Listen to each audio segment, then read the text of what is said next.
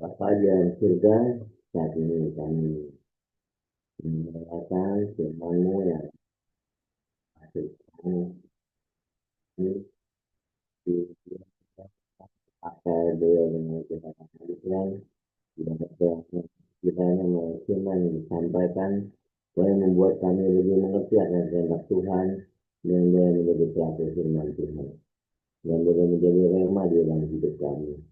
Pakai jam ini Tuhan untuk para level yang juga yang membacakan Tuhan urapi biar acara ini boleh berjalan dengan lancar. Di dalam nama Tuhan Yesus, kami boleh berdoa dan bersyukur. Amin.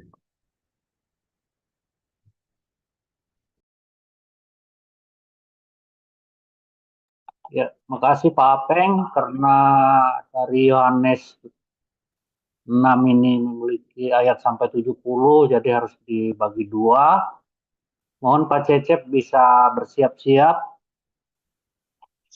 untuk pembagiannya. Yohanes 6 ayat 1 sampai 35 ya, untuk mempermudah Pak Apul. Ya, silakan Bu Serina mulai membaca dari 67. Ya, saya akan membacakan Alkitab yang terdapat di dalam Mazmur pasal 67 ayat 1 sampai dengan 8. Untuk pemimpin biduan dengan permainan kecapi, Mazmur nyanyian. Kiranya Allah mengasihani kita dan memberkati kita. Kiranya Ia menyinari kita dengan wajah-Nya, supaya jalan-Mu dikenal di bumi dan keselamatan-Mu di antara segala bangsa. Kiranya bangsa-bangsa bersyukur kepadamu, ya Allah. Kiranya bangsa-bangsa semuanya bersyukur kepadamu. Kiranya suku-suku bangsa bersuka cita dan bersorak-sorai, sebab Engkau memerintah bangsa-bangsa dengan adil dan menuntun suku-suku bangsa di atas bumi. Kiranya bangsa-bangsa bersyukur kepadamu, ya Allah. Kiranya bangsa-bangsa semuanya bersyukur kepadamu. Tanah telah memberi hasilnya. Allah kita memberkati kita. Kiranya, saya ulang, Allah memberkati kita. Kiranya segala ujung bumi takut akan Dia. Demikian. Ya, lanjut Pak Apul. Baik. Yohanes pasal 6 ayat 1 sampai 35. Sesudah itu, Yesus berangkat ke seberang danau Galilea, yaitu danau Tiberias. Orang banyak berbondong-bondong mengikuti Dia karena mereka melihat mujizat-mujizat penyembuhan yang diadakannya terhadap orang-orang sakit. Dan Yesus naik ke atas gunung dan duduk di situ dengan murid-muridnya. Dan Paskah, hari raya orang Yahudi sudah dekat. Ketika Yesus memandang sekelilingnya dan melihat bahwa orang banyak berbondong-bondong datang kepadanya, berkatalah ia kepada Filipus, "Di manakah kita akan membeli roti supaya mereka ini dapat makan?" Hal itu dikatakannya untuk mencobai dia, sebab ia sendiri tahu apa yang hendak dilakukannya. Jawab Filipus kepadanya, "Roti seharga 200 dinar tidak akan cukup untuk mereka ini, sekalipun masing-masing mendapat sepotong kecil saja." Seorang dari murid-muridnya, yaitu Andreas, saudara Simon Petrus, berkata kepadanya, "Di sini ada seorang anak yang mempunyai 5 roti jelai dan 2 ikan. Tetapi apakah artinya itu untuk orang sebanyak ini?" Kata Yesus, "Suruhlah orang-orang itu duduk." Adapun di tempat itu banyak rumput. Maka duduklah orang-orang itu, kira-kira 5.000 laki-laki banyaknya. Lalu Yesus mengambil roti itu, mengucap syukur, dan membagi-bagikannya kepada mereka yang duduk di situ. Demikian juga dibuatnya dengan ikan-ikan itu, sebanyak yang mereka kehendaki. Dan setelah mereka kenyang, ia berkata kepada murid-muridnya, "Kumpulkanlah potongan-potongan yang lebih, supaya tidak ada yang terbuang. Maka mereka pun mengumpulkannya dan mengisi 12 bakul penuh dengan potongan-potongan dari kelima roti jelai yang lebih setelah orang makan. Ketika orang-orang itu melihat mujizat yang telah diadakannya, mereka berkata, "Dia ini adalah benar-benar nabi yang akan datang ke dalam dunia." Karena Yesus tahu bahwa mereka hendak datang dan hendak membawa dia dengan paksa untuk menjadikan dia raja, yang menyingkir pula ke gunung seorang diri. Dan ketika hari sudah mulai malam, murid-murid Yesus pergi ke danau, lalu naik ke perahu, dan menyeberang ke Kapernaum. Ketika hari sudah gelap, Yesus belum juga datang mendapatkan mereka, sedang laut bergelora karena angin kencang. Sesudah mereka mendayung kira-kira 2-3 mil jauhnya, mereka melihat Yesus berjalan di atas air, mendekati perahu itu. Maka ketakutanlah mereka. Tetapi ia berkata kepada mereka, "Aku ini, jangan takut." Mereka mau menaikkan dia ke dalam perahu. Dan ketika itu juga perahu itu sampai ke pantai yang mereka tujui. Pada keesokan harinya, orang banyak yang masih tinggal di seberang melihat bahwa di situ tidak ada perahu selain daripada yang satu tadi, dan bahwa Yesus tidak turun naik ke perahu itu bersama-sama dengan murid-muridnya, dan bahwa murid-murid saja yang berangkat. Tetapi sementara itu beberapa perahu lain datang dari Tiberias dekat ke tempat mereka makan roti, sesudah Tuhan mengucapkan syukur atasnya. Ketika orang banyak melihat bahwa Yesus tidak ada di situ, dan murid-muridnya juga tidak, mereka naik ke perahu-perahu itu, lalu berangkat ke Kapernaum untuk mencari Yesus. Ketika orang banyak menemukan Yesus di seberang laut itu, mereka berkata kepadanya, "Rabi, bila manakah engkau tiba di sini?" Yesus menjawab mereka, "Aku berkata kepadamu, sesungguhnya kamu mencari aku, bukan karena kamu telah melihat tanda-tanda, melainkan karena kamu telah makan roti itu dan kamu kenyang. Bekerjalah bukan untuk makanan yang akan dapat binasa, melainkan untuk makanan yang bertahan sampai kepada hidup yang kekal, yang akan diberikan anak manusia kepadamu. Sebab dialah yang disahkan oleh Bapa Allah dengan meterainya." Lalu kata mereka kepadanya, "Apakah yang harus kami perbuat supaya kami mengerjakan pekerjaan yang dikehendaki Allah?" Jawab Yesus kepada mereka, "Inilah pekerjaan yang dikehendaki Allah, yaitu hendaklah kamu percaya kepada Dia yang telah diutus Allah." Maka kata mereka kepadanya, "Tanda apakah yang engkau perbuat supaya dapat kami melihatnya dan percaya kepadamu? Pekerjaan apakah yang engkau lakukan? Nenek moyang kami telah makan mana di padang gurun, seperti ada tertulis, mereka diberinya makan roti dari sorga." Maka kata Yesus kepada mereka, "Aku berkata kepadamu, sesungguhnya bukan Musa yang memberikan kamu roti dari sorga, melainkan Bapa-Ku yang memberikan roti yang benar dari sorga. Karena roti dari Allah, yang dari Allah ialah roti yang turun dari sorga, dan yang memberi hidup kepada dunia."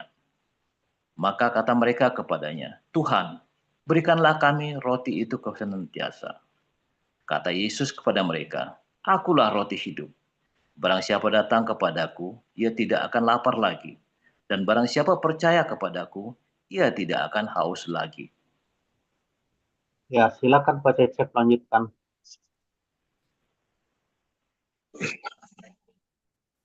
Baik, saya lanjutkan Yohanes 6 ayat 36. "Tetapi aku telah berkata kepadamu, sungguh pun kamu telah melihat aku, kamu tidak percaya. Semua yang diberikan Bapa kepada aku akan datang kepada aku. Dan barang siapa datang kepada aku, ia tidak akan kubuang. Sebab aku telah turun dari sorga bukan untuk melakukan kehendakku, tetapi untuk melakukan kehendak Dia yang telah mengutus aku. Dan inilah kehendak Dia yang telah mengutus aku, yaitu supaya dari semua yang telah diberikannya kepadaku, jangan ada yang hilang, tetapi supaya kubangkitkan pada akhir zaman. Sebab inilah kehendak Bapa-Ku, yaitu supaya setiap orang yang melihat Anak dan yang percaya kepadanya beroleh hidup yang kekal, dan supaya Aku membangkitkannya pada akhir zaman. Maka Bersungut-sungutlah orang-orang Yahudi tentang dia, karena ia telah mengatakan, "Akulah roti yang telah turun dari sorga." Kata mereka, "Bukankah ia ini Yesus anak Yusuf, yang ibu bapanya kita kenal? Bagaimana ia dapat berkata, 'Aku telah turun dari sorga'?" Jawab Yesus kepada mereka, "Jangan kamu bersungut-sungut. Tidak ada seorang pun yang dapat datang kepadaku jikalau ia tidak ditarik oleh Bapa yang mengutus aku. Dan ia akan kubangkitkan pada akhir zaman. Ada tertulis dalam kitab nabi-nabi, dan mereka semua akan diajar oleh Allah. Dan setiap orang yang telah mendengar dan menerima pengajaran dari Bapa datang kepada aku.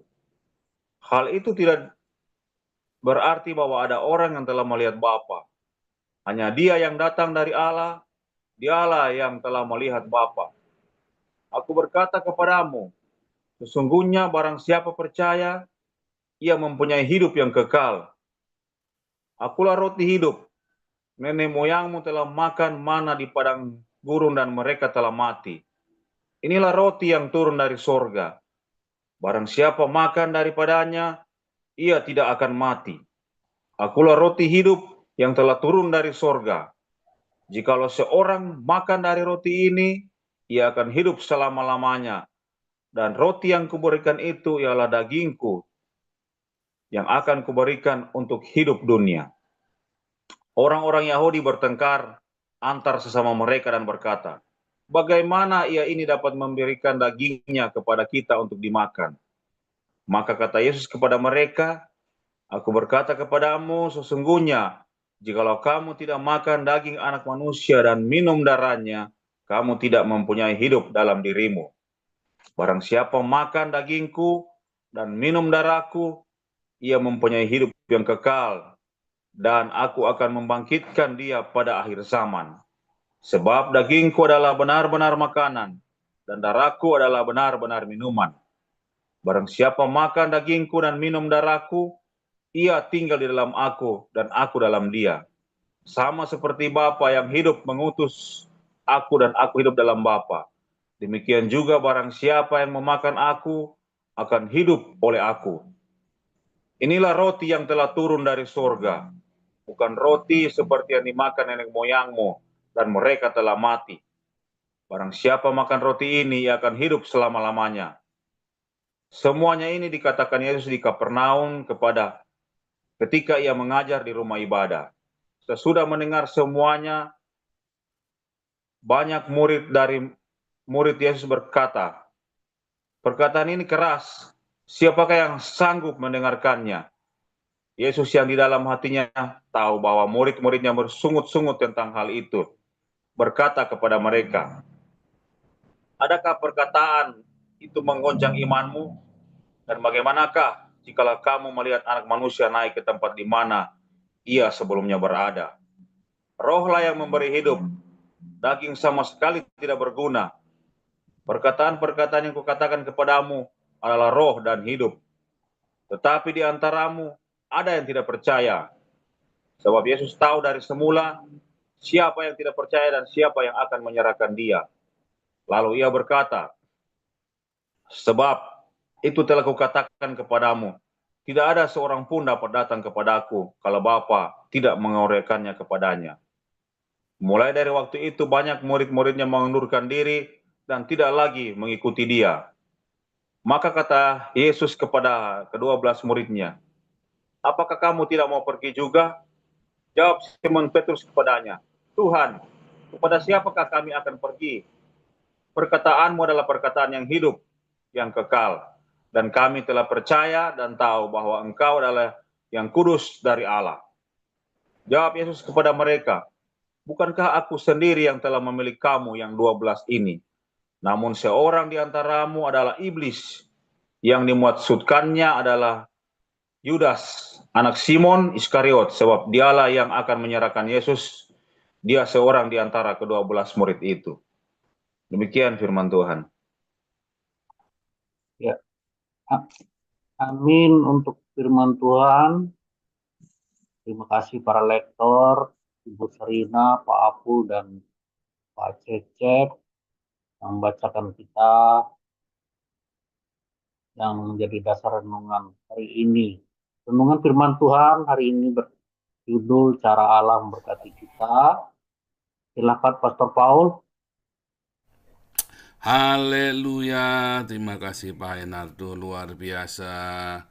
Firman Tuhan selalu baru setiap hari ketika kita menanti-nantikan Tuhan dengan penuh pengharapan sukacita. Bagaimana cara Tuhan memberkati kita, saudara? Hebat ini ya.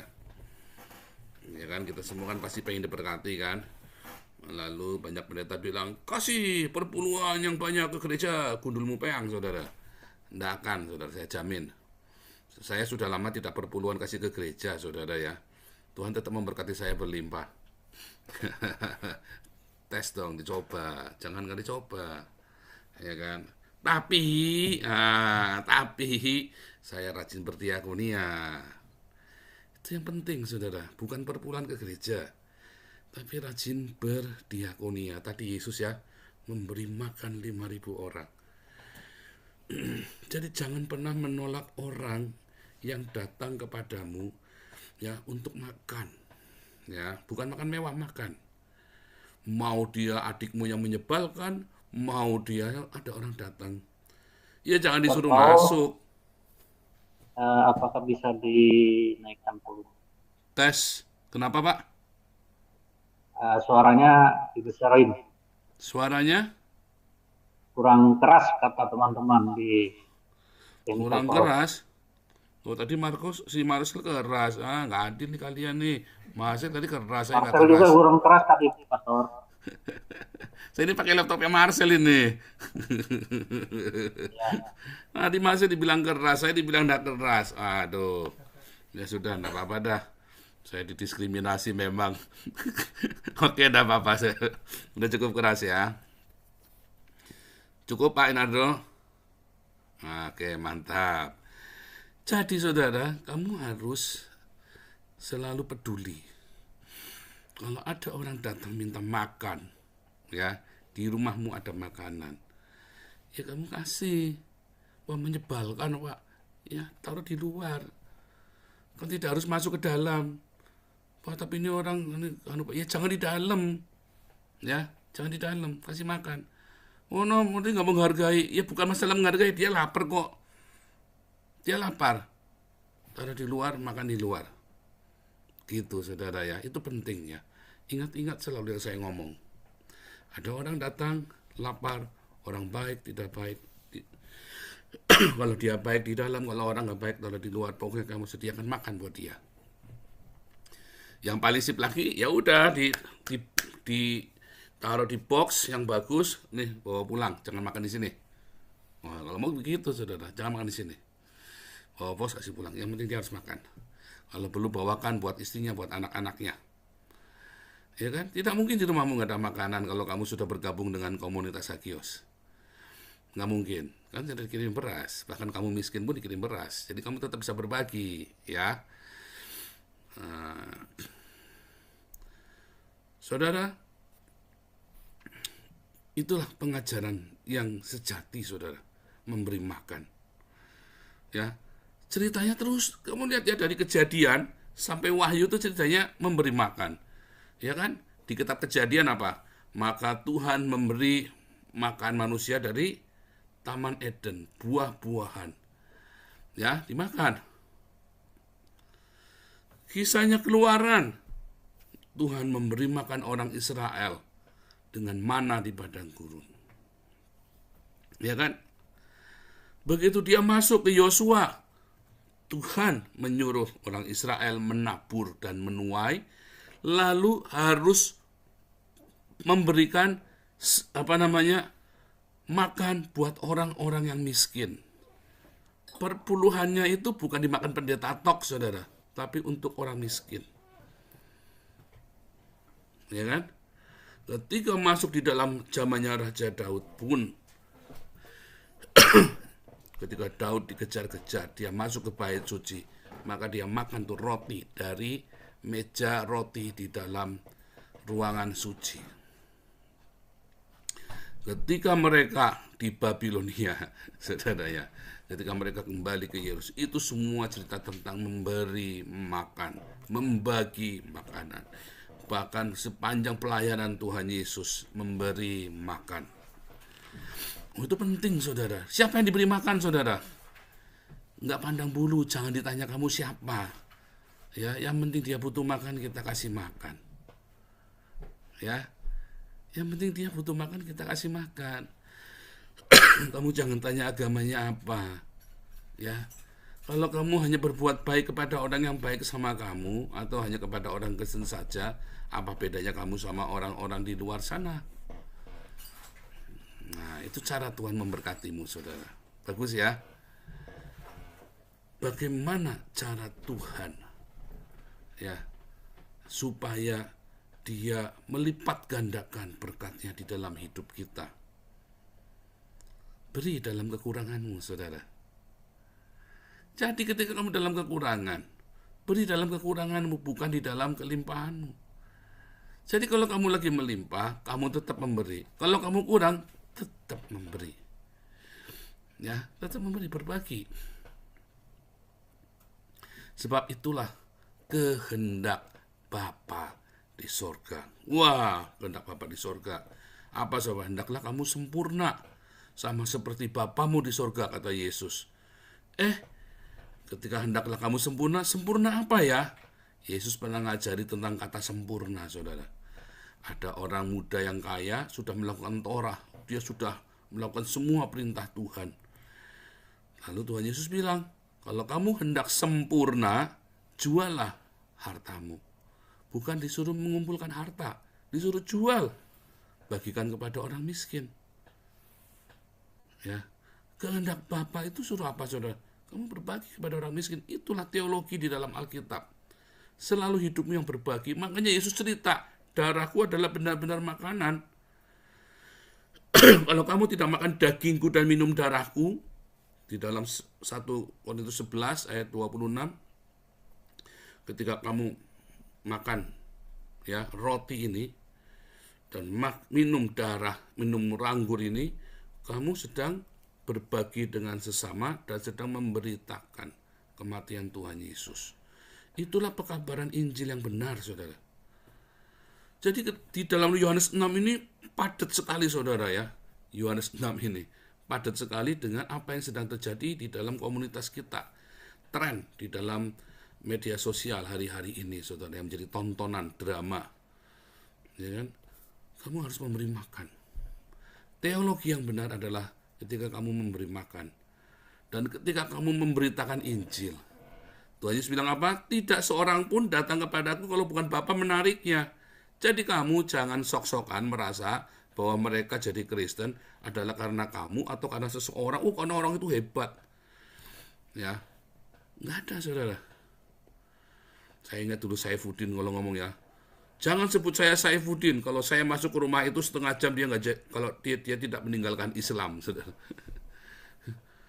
Terus nggak jadi Kristen apalagi, saudara. Wah, itu sombong gitu, saudara.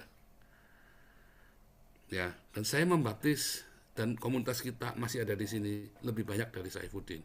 Tapi itu bukan karena saya, saudara. Serius, nggak bisa. Ada masa-masanya saya memberitakan Injil tidak seorang pun yang percaya. Tapi ada masa-masanya saya cuma ngomong pakai Google Translate, 400 orang dibaptis. 400 orang dibaptis itu saya cuma ngomong pakai Google Translate sama orang Persia, itu orang Iran. Apakah karena saya? Ya tidak bisa. Kenapa? Ya karena Tuhan, Bapa menariknya. Jadi tidak ada. Dan bagaimana kamu bisa memberitakan Injil kepada mereka? Ketika kamu berbagi hidupmu sama mereka. Itulah kabar baik, saudara. Kabar baik yang baik. Kabar baik itu bukan kamu memurtadkan orang Islam. Kabar baik itu ketika kamu memberitakan Yesus melalui hidupmu. Melalui diakoniamu. Kalau kamu kikir pelit, terus kamu cerita tentang Yesus, saya sering bolak-balik denger ya. Ini orang cerita tentang, aku pikir orang ini orang baik, saudara ya. Aku kasih tahu kamu ya tentang Yesus. Orang Kristen nih, saya ngamatin tuh saudara ya. Wah, dia berbuih-buih cerita tentang Tuhan Yesus, saudara. Wih, dari ngelotok semua ayat-ayat sebutin satu-satu, salah-salah dikit, oke lah. Terus orang ini, Om, aku mau pulang dulu ya. Rumahmu di mana sana? Jauh sekali, saudara ya. Dan dia belum makan. Aku pikir si Om ini yang kaya raya sedang memberitakan Injil, makan dulu yuk. Nih, sini makan dulu sama-sama. Enggak, saudara. Ya udah sana pulang. Saya doain ya. Loh, saya pikir mau dikasih makan, saudara ya. Nah, jangan saudara ya. Kamu, orang itu sudah dengarkan kamu bicara berapi-api 2 jam. Terus kamu kan puas kan ngomong kan. Orgasme kamu ngomong kan berapi-api 2 jam. Orang itu mau pergi ndak enak. Udah saatnya makan siang. Dia mau pulang. Alasannya kan mau pulang. Padahal kan dia lapar. Dijak makan. Indah saudara, saya bilang. Kamu dari tadi berapi-api cerita tentang Yesus. Bullshit semua. Nah, itu saudara ya. Orang kalau ke rumah saya pasti makan, saudara. Walaupun kita makan apa adanya ya pasti makan. Orang ke rumah saya pasti makan ya, saudara ya. Malah itu Papi Daniel menubuatkan orang kalau ketemu kamu pasti kenyang. Pasti akan dikenyangkan. Karena itulah teologi di dalam Alkitab. Itulah berita yang paling efektif memberi makan. Ya, Papi Daniel itu kalau ketemu siapa saja ditraktir makan sama beliau, saudara. Saya sampai pikir ini benar juga ya, benar juga loh, memberi makan. Jangan takut membayari orang makan. Jangan makan di restoran, makan. Ayo kita makan sekedarnya, makan bakso sama-sama. Makan ya saudara ya, tapi jangan sembarang kamu orang udah jelas kasih makan, ya enggak lah, belum saatnya, kecuali kamu kayak Pak Enardo ya boleh traktir semua kasih makan saudara ya. Kalau perlu, ini sama ada 145 hari ini ketemu saya ya di kantor Damaris, nanti saya traktir makan bakso. Wah, itu Pak Enardo saudara ya. Kalau Anda perlu ya jangan, paling tidak ada orang yang miskin kamu siapin makanan ya. Tapi ketika kamu bicara masalah ini, saudara, orang tidak suka sama kamu. Kamu bicara sama pendetamu, hati-hati. Ya, kalau kan Anda banyak dari gereja lain. Pak Pendeta, kita bagi-bagi makanan yuk. Oh, kamu bisa disemprot sama Pak Pendetamu. Ya, kundulmu peang. Ya, kita aja lagi kurang, katanya kan. Kita lagi mau bangun gedung yang mewah. Coba deh. Nanti kamu mulai ditinggalkan. Nah, kalau ada gereja begitu, kamu jangan deket-deket, saudara. Itu gereja tidak benar ya. Kalau saya ngomong begini ya, saya negur ya, kamu tuh beli rumah miliaran ya, bu bener bu enggak ya, ngapusin bu enggak, pokoknya dia ada sesumbar punya uang miliaran beli rumah. Tapi ada orang lagi nangis-nangis, durung-durung, tolong aku kak, tolong, ini kita kena bencana, nggak bergeming hatinya saudara ya. Terus saya kritik ya, saya tegur, kamu itu disuruh mengajar ajaran Tuhan Yesus. Kalau orang susah kamu kudu respon, kudu tolong. Ini mah nggak mau saudara ya. Lalu gimana dong? Saya malah ditinggalin. Tuh lihat tuh, ya, JPS ditinggalkan banyak orang ya. Jawaban saya, Yesus jadi ditinggal itu loh, 5.000 orang ninggalin Yesus kok. Nah, kamu baru 92 orang ninggalin saya, udah kayak kamu berhasil nunggangi naga saudara ya. Baru. Kalau kita cerita begini kamu nggak disukai. Banyak pendeta nggak suka sama saya. Yang di Belanda, yang di Indonesia, karena saya mengajarkan memberi makan. Dan saya tidak pernah minta uang dari jemaat buat saya. Jadi mereka merasa malu ketemu saya, saudara ya. Merasa tertuduh. Nah, beberapa waktu yang lalu, saya cerita kapan ya? Tadi malam ya. Saya pergi, ya ada tour ya. Saya pergi sama pendeta yang lain. Lalu pendeta ini mau minta uang, saudara ya. Pak Paul, kita nanti akan minta tarik persembahan. Nanti saya bilang ya, atas nama Pak Paul juga ya. Oh, jangan Pak, saya nggak mau minta uang. Wah, pendeta ini mukanya langsung merah. Wah, masa dia mau minta buat dirinya sendiri, saudara? Ya terserah Pak, tapi pokoknya jangan, saya nggak mau. Karena pendeta ini dulu pernah minta uang. Alasannya buat ini Pak Paul lagi di Haifa, baru rupanya kakinya sakit. Nggak ada yang ngobat, nggak ada yang nolongin. Saya enggak, padahal saya lagi di Haifa nih, saya seharian jalan kakinya sakit, karena di kampus saya itu Dari lantai 1 lantai 7, nah, kayak naik bukit itu loh, dari kosnya saya, dari kamarnya saya, dormitory ya, asrama itu ya, asrama mahasiswa. Naik ke gedung kelas saya itu 7 lantai, saudara. 7 lantai kayak bukit, tapi bukan naik ke jalan, masih jalan. Lah, saya itu waktu masuk ke AIFA itu berat badan saya masih 110 kilo. Jadi, dan nggak biasa jalan sejauh itu.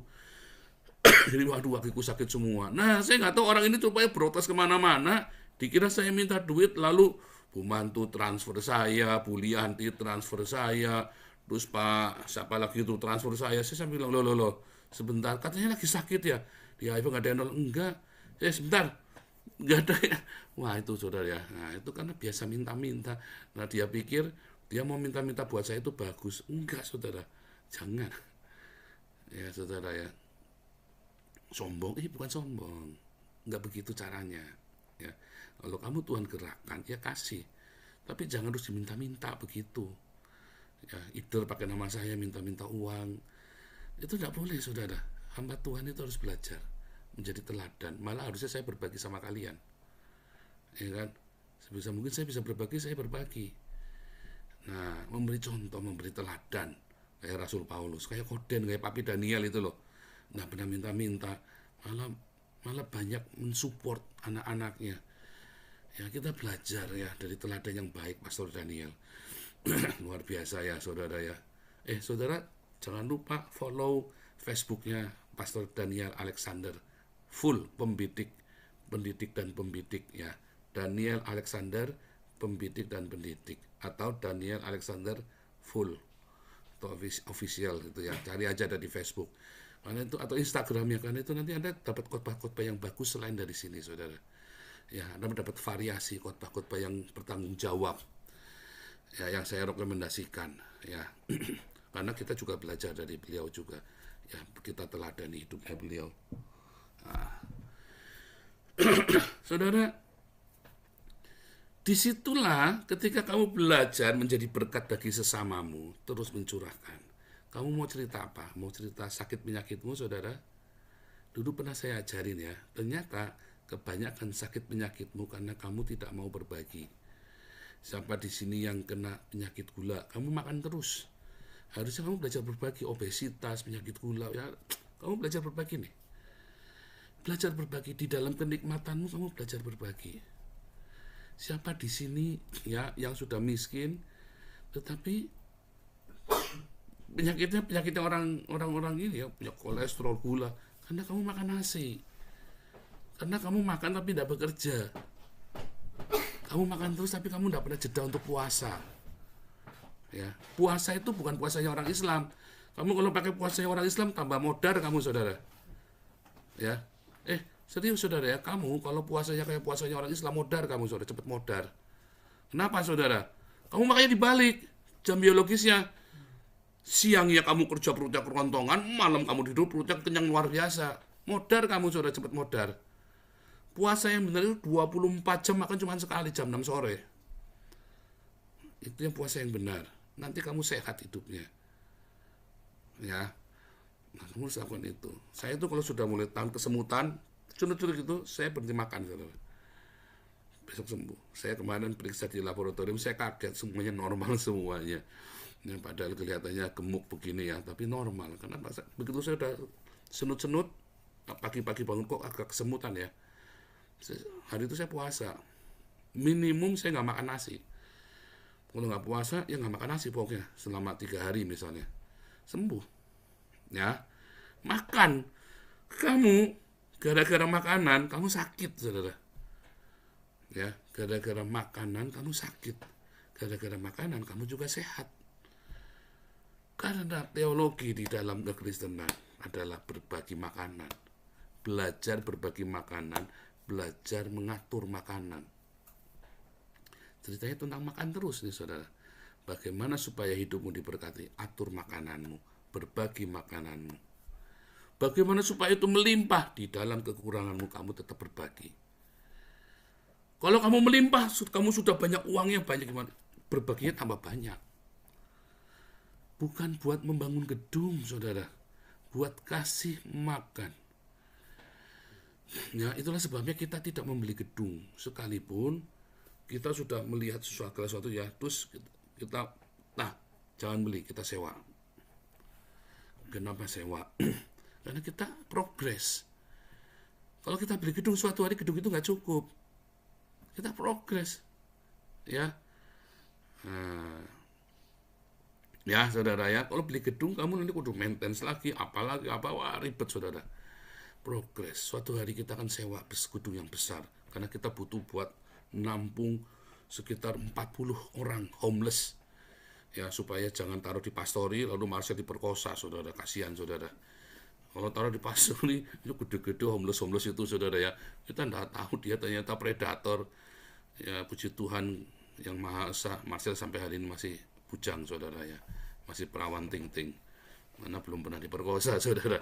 Jangan sampai amit-amit cabang bayi, saudara, diketempuan sama mamahnya saya nanti, bingung. Makanya kita harus amankan. Save Marcel, bilang saudara ya, save Marcel. Supaya kita harus cari sebuah gudang yang besar yang mau kita sulap untuk menjadi tempat tinggal. Ya, mungkin tahun ini belum ya. Tapi itulah yang terjadi, saudara ya. Homeless ini kita kasih makan. Wah, di Belanda kok kasih makan? Ini tidak apa-apa, saudara. Emang kenapa? Emang kamu pikir di Belanda itu mereka bisa semua makan? Nggak bisa. Ya, nggak bisa, saudara. Kenapa? Karena satu, mereka ilegal. Kedua, mungkin karena mereka kriminal. Ya kan? Ketiga, mungkin karena mereka nyentrik. Juga dibuang dari rumah. Malam itu mereka butuh makan, datang ke kita. Dulu ya ada orang Suriname, saudara ya. Kasihan, saudara. Kayak orang bego, kayak orang linglung ya, datang ke kami minta makan. Kita makan semua, lahap sekali dia makan, enak sekali makan. Terus dia nggak tahu, mau di pinggir jalan. Loh, terus saya bilang, ini kantor, kita carikan tempat ya. Akhirnya kita dapat hotel yang murah. Nah, kartu saya nggak bisa pakai kartu kredit, nggak bisa pakai ini ya, nggak bisa. Harus kartu kredit maksudnya bayarnya. Kartu kredit saya, kartu kredit prabayar ya, saudara ya. Nggak taunya dia punya American Express, saudara, ini ibu ini. Ini orang kaya ibu ini. Tapi malam itu dia nggak bisa makan, karena dia lagi stres datang ke gereja untuk makan. Ya. Itulah, saudara ya. Makanya gereja harus selalu siap sedia dengan makanan setiap hari. Ya. Kamu akan diberkati, saudara. Kalau kamu terus setiap hari belajar mengelola makanan itu. Itulah sebabnya Tuhan Yesus berikan mana dari padang gurun. Tapi setelah kamu masuk ke tanah Israel, kamu harus menabur, menuai, dan membagi tuaian itu kepada orang-orang miskin. Karena orang miskin selalu ada padamu. 1 menit lagi, Pak Enardo. Orang miskin selalu ada padamu. Mengapa, saudara? Kamu mau tinggal di negara yang paling kaya sekalipun, selalu ada orang miskin di situ. Mengapa? Supaya kamu punya kesempatan untuk menabur kebaikan, untuk kamu bisa diberkati. Mereka miskin, salahnya mereka sendiri katanya kan. Ada yang bilang miskin salahnya sendiri. Loh, semua orang miskin memang salahnya sendiri. Kenapa kamu miskin gak bisa makan? Mau di Belanda, mau di Indonesia, salah mereka sendiri. Bukan salah kamu. Tetapi itulah, orang miskin selalu ada padamu. Selalu ada orang-orang kere. Karena masa lalu atau hal-hal yang kita nggak ngerti. Tapi kita disuruh apa? Memberi mereka makan. Jangan bilang salahmu sendiri, saudara. Ya. Ketika mereka membutuhkan makan, itulah tugas kita untuk memberi mereka makan. Tetapi bukan membayari cicilan mobilnya. Salah. Memberi makan. Ingat ya, saudara, memberi makan jangan kasih uang. Nggak boleh kasih uang memberi makan. Maka, saudara, karaktermu mulai akan terbentuk ketika kamu memberi makan, ketika kamu mulai berbagi. Tiba-tiba hatimu, saudara, mulai diubahkan Tuhan. Karaktermu, ya, kamu melihat mereka makan dengan lahap, hati yang keras itu tersentuh, saudara. Maka mulai ada buah roh dalam hidupmu. Dari contoh dari memberi makan, ya, ayo semangat memberi makan setiap hari. Jangan takut, ya. Dan kita lagi mau kasih kado Natal, tas, sepatu terutama ya, dan kalau bisa tas, kalau cukup dananya tas. Tetapi kalau misalnya jadi kita ngasih tas, kalau cukup dananya, kasih tas. Kita kurang 15 juta kalau mau ngasih tas ya. Tas yang Anda miliki harus kasihkan ke orang. Anak-anak itu harus belajar. Ya, tas yang kamu kan terima tas baru. Kalau sudah terima tas baru, tas lamanya harus kasih orang, jangan disimpan. Supaya kamu diberkati. Kasihkan ke anak lain yang kurang mampu. Tasnya kan masih bagus tas lamanya. Kasihkan ke orang lain.